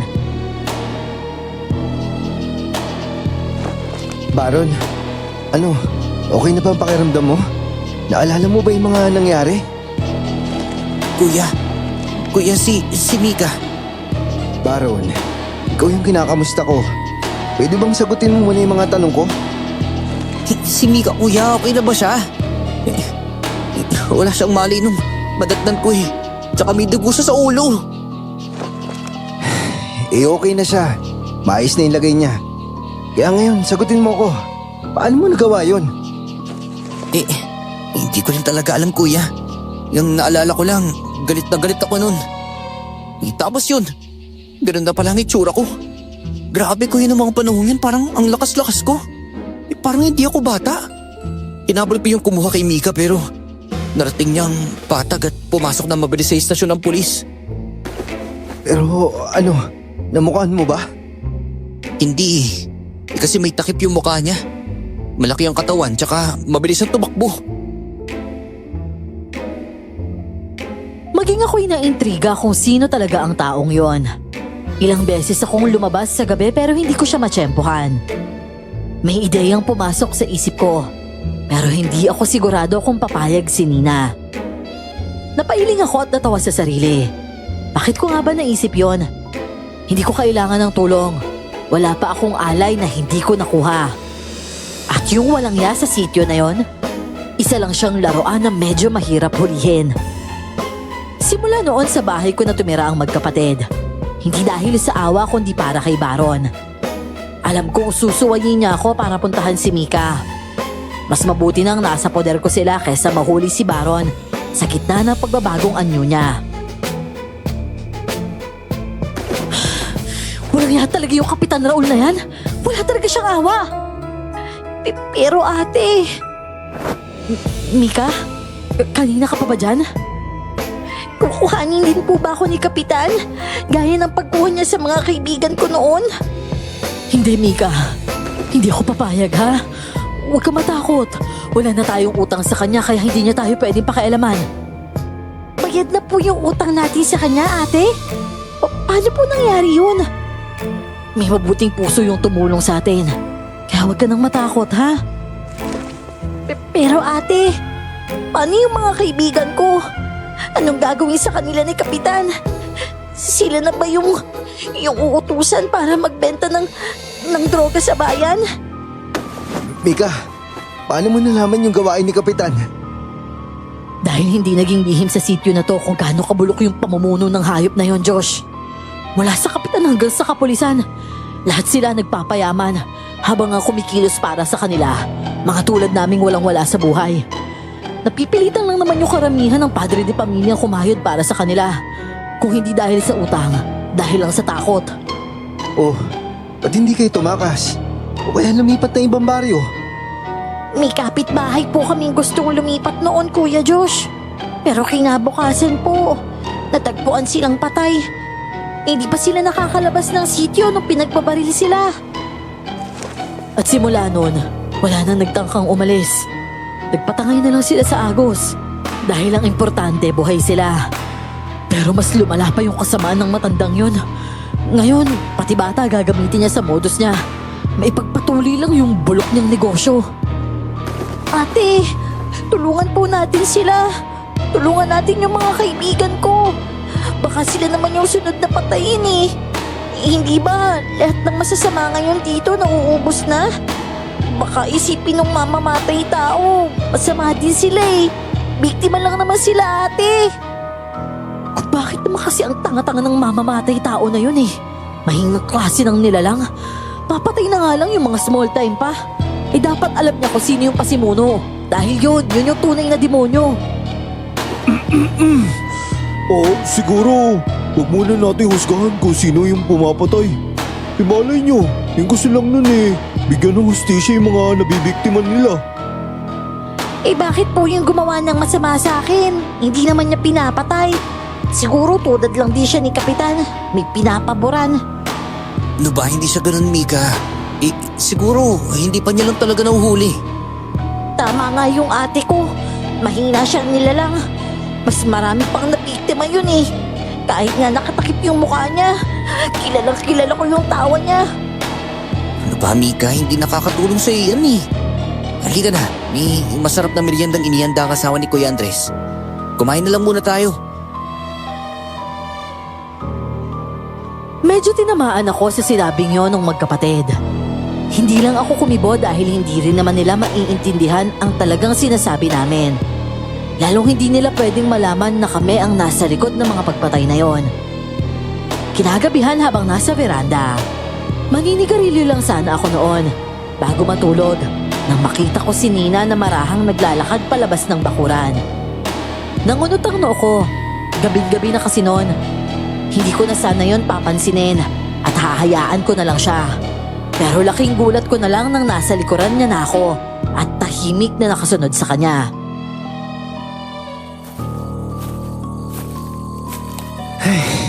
Lindik naman to. Ba't ko ba ito ginagawa? Hindi ko sa bagay. Ayoko lang siguro may mangyari sa kanya kasi sigurado sa amin may iwan yung kapatid niya. At hindi pwede yun. Saan ba kasi siya pupunta? Gabing-gabi na eh. Teka. Bahay ng kapitan yun ah. Nina, ano ba pinabalak mo? Agad ako nagtago nang makita kong nagpalinga-linga siya sa paligid. Ilang sandali ba? Parang pusang daan-daang pumasok si Nina sa bakuran ni Kapitan Raul. Sa kilos na ay halatang kabisado na niya ang lugar. Doon nga pala siya nagtatrabaho dati bago napunta sa akin. Nag-alinlangan pa ako kung susundan ko siya o maghihintay sa labas. At sa huli ay pinili kong sumunod. Nakigulat ko nang makita ko siyang sinasakal ng isang matandang lalaki. Nakaangat na ang mga paa niya at pilit na nanlalaban.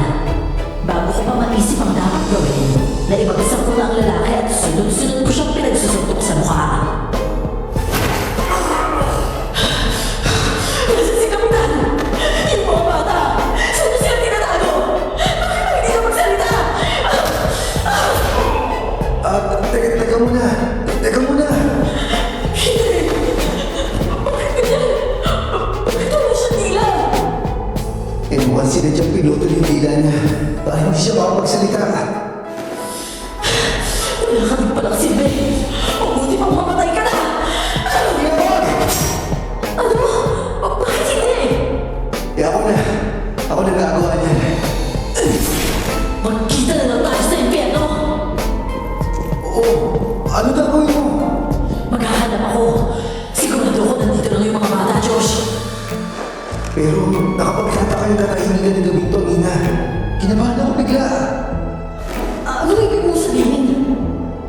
ka ba kasi nagpunta dito? Sino nagsabi sa'yo na nandito yung mga bata? Si Kap, sabi kasi niya, pwede akong tumubos ng ilang bata kapag nabenta ko yung produkto niya. Nakapagbenta ako, tapos... Dina, ano ba yan? Isa yung pati mo. Kailangan natin umuwi. Ngayon na. Ano? Pero hindi. Panawin namin tinakbo ang pagitan ng bahay ni Kapitan at ng bahay namin. Tuluyan ako una noon kay Nina. Hindi magkamayaw ang dibdib ko sa pagkabot dahil naisahan ako ng Kapitan. Pagdating namin doon, sa labas pa lang ng bakuran ay nakita ko na ang kaguluhan sa loob. Paano nakikipaglaban ang mga kasamahan ko. Hindi nila ginagamit ang kakayahan nila o kahit magpalitan mo man lang. Galing kong ikinilong ang dalawang kamao at tinalon ang bakod. Lumapag ako sa harapan mismo ng Kapitan. Nagulat pa siya ng una pero kalauna na inilisihan din ako at ikinutok sa noo ko ang hawak ng baril. Alisin mo yung sama ko! Walang iya ako, Kapitan! Hindi mo alam kung sino kinakalaman mo! Bakit ha? Sino ba kaya? Ikaw, Josh! Sino ka ha? Sabihin mo sa akin, bago pa ako bahin at itanim ko sa bungo mo ang bala nitong hawak kong baril! Ba't hindi mo gawin? Iputok mo! Iputok mo! Ha? Ano yun? Teka! Mga limaw! Ano ka? Sino ka ba yan? Mata na baas! Sinasabi ko na nga may kigay mga tao eh! Hindi ka makapagintay ng imbitasyon, Kapitan. Kaya ngayon, saluhan mo ang inyong hapunan. Kasama ang mga alaga mong puto. Dali ito sa basement! Bilis!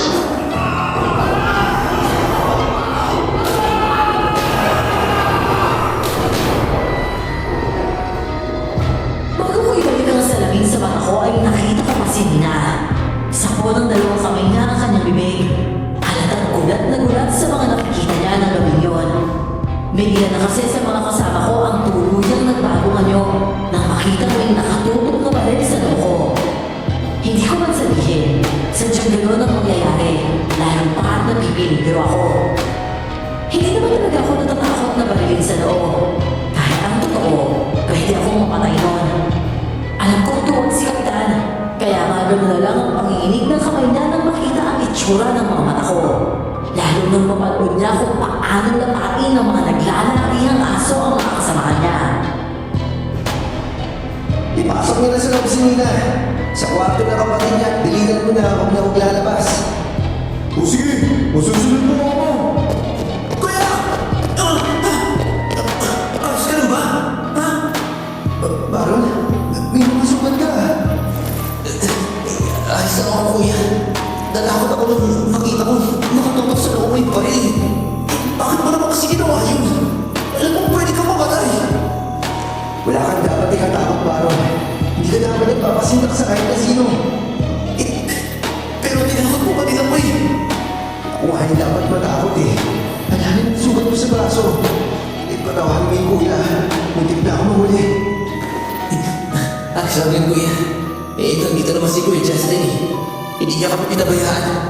Sinubukan namin huwag sila mapasukan pero sadyang malalakas sila kanila kuya eh.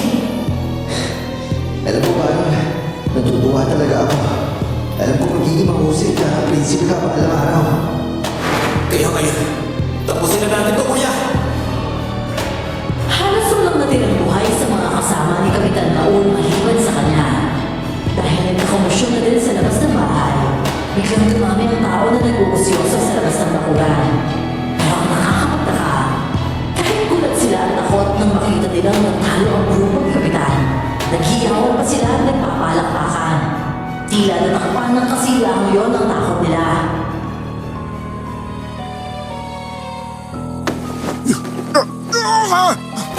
Pakawalan niyo ako dito! Hindi ako pwedeng mawala ng matagal. Hahanapin ako ng mga kumpadre ko! At kapag nangyari yon, siguradong uubusin nila kayong lahat!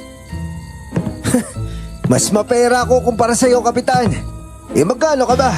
Bibiliin na lang kita sa kanila. Wala akong halaga, Josh. Hindi nila ako magagawang ipagbili sa isang gaya mo. Alam mo ba kung ano ang investment, ha? Isa ako sa mahalagang investment na mga yon. Nangunguna ako sa pinakamahalaga dahil marami akong iniaakyat na pera. Ate Nina! Mika, bakit ka nandito? Hindi ka na dapat nagpunta dito. Sinabihan na kita, di ba? Ate, siya po yun. Hindi ko makakalimutan ng tawa nun. Siya po yun. Siya yung salbahing mama na... Shh! Hindi mo na kailangan sabihin pa. Sigurado ka ba? Opo, ate. Yung tawa niya kanina. Hindi ako pwedeng magkamali. Kahit sa panaginip ko, naririnig ko yun. Siya talaga yun, ate. Mika, halika. Sa labas na muna tayo, ha? Hindi po siya dapat mabuhay, ate. Hindi po siya dapat mabuhay. Akalain mo nga naman, oh. May pinagmanahan ng katapangan yung batang yan, ha? Hindi na ako magtataka kung bakit buhay pa din yan sa kabila ng mga ginawa ko sa kanya. Ayop ka! Ikaw yung tunay na demonyong halimaw na kapitan! Kahit si Satanas matatakot sa'yo! Yun talaga ang plano.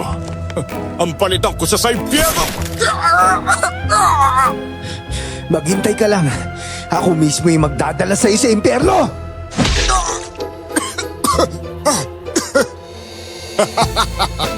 Nakakatawa kayo, ha? Nakakatawa kayong lahat!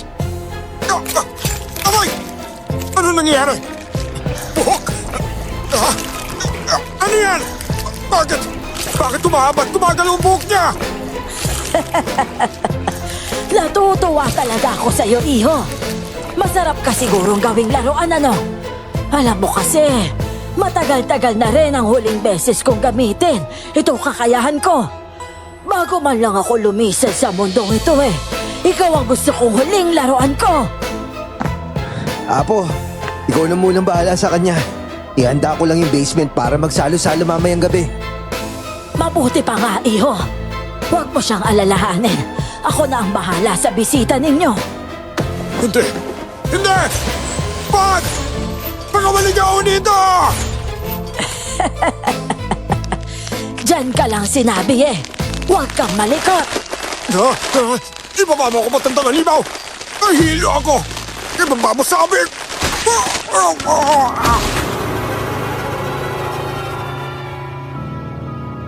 Bago ko sila iwan ay nakita ko pang pinaikot-ikot sa ere ni Apo si Kapitan Raul. Kasama ang bangko kinauupuan niya kung saan siya nakagapos. Halos masuka na siya pero hindi siya tinatantanan ni Apo. Isa siyang kubot at kahit matanda na ay nananatiling malakas. Kinagabihan, masaya ang lahat. May ilan mang sugatan, kumpleto ang grupo at sabik sa pinakahihintay naming sandali. Blood mo noon, kaya doble ang lakas at biyayang makukuha namin mula sa Ama. Lalo na't espesyal ang alay. Handa na sana akong magsimula nang biglang dumating si Nina. May dala siyang kutsilyo. Tumuloy siya sa nakasabit na katawan ni Kapitan Raul. Agad akong kumilos at naharang ko siya bago pa siya makalapit. Nina, akin na yan. Hindi ka dapat nandito. Ako papatay sa taong yan, Josh! Pagbigyan mo na ako! Hayaan mo ako din tumapo sa buhay niya! Nina, huwag mong bahiran ng dugo na makasalanan tao yung kamay mo. Ano ba kailangan kong gawin, Josh? Sumapi sa inyo? Uminom ng dugo? Kumain ng sariwang karne? O sige, gagawin ko basta't pagbigyan mo akong mapatay ang hayop na yan! Hindi, Nina. Hindi ako papayag.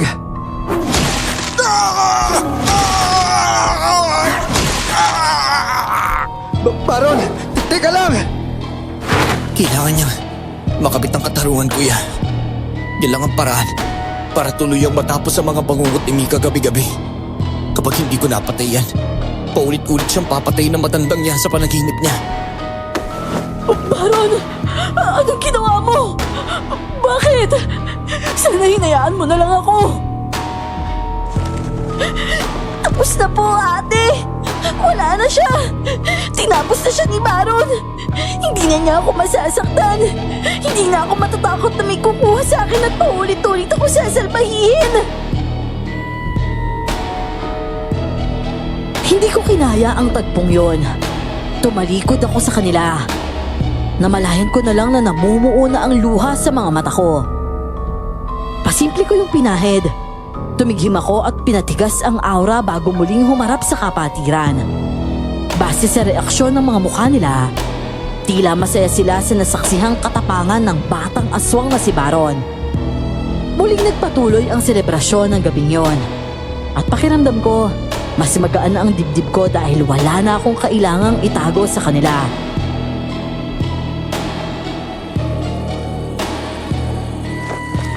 Ina, ba't mo naman ginawa yun? Hindi mo naman kailangan pilitin yung sarili mo eh. Hindi madaling maging tulad namin. Matagal na kaming may kasunduan ni Apo. Ipinangako niya sa akin to. Ano? Pero bakit? Hindi kasi madaling maging normal na tao, Josh eh. Kahit anong pilit mong lumaban ng patas, may aabuso at aabuso pa rin sa kahinaan mo. Gusto kong maging tulad nyo. Gusto kong magbigay ng hustisya sa mahihina. Tatanggapin mo ba ako? Eh, oo naman.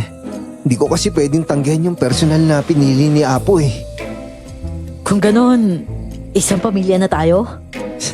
Ganun na nga. Welcome to the club, Miss Tina. Sa wakas, pwede na kitang ligawan ngayon. Aray ko naman, amo! Nga pala Justin, pwede mo ba akong i-training? Gusto ko kasi sanang matutunan yung kakayahan ko sa lalong madaling panahon eh. Ako na. Huwag ka magtiwala sa loko-lokong yan. Baka puro pagpapakyut lang yung gawin yan sa'yo eh. Baka shortcutin niya lang yung training na yan. Siya mo naman talaga. Eh mabuti pa si Mika at si Baron na lang ang i-training mo. Naku, ayaw nga din ni Baron na sasama ako sa kanila eh. Eh bakit kasi hindi niyo nalang aminin na gusto niyo magkapatid? Manahimik ka na nga lang, Justin. Umalis ka na.